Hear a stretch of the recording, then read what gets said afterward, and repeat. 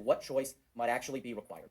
Article 1, Section 10 was enacted in 1971. When it was enacted, South Carolina law prohibited all abortion at any stage of pregnancy unless an exception for maternal health, rape, incest, or fetal anomaly applied. That had been the law from the previous year when the General Assembly enacted Act 821 in 1970, but going back 87 years before that, the 1883 Act, the state had codified abortion as a crime at every stage of pregnancy unless an exception for the life of the mother applied.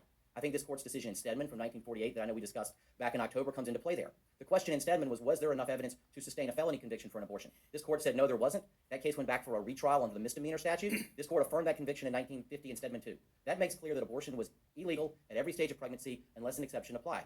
The 1970 Act is therefore more restrictive of abortion than the 2023 Act. So whatever informed choice the Constitution might require is satisfied by this act because it actually provides more of an opportunity for abortion than anyone had when Article 1, Section 10 was enacted. And there is nothing in the historical record to suggest that any voter in 1970, when they went to the polls that November, thought the privacy provision encompassed abortion. Roe was not the law at that point, and this state did not generally permit some opportunity for everyone to have an abortion.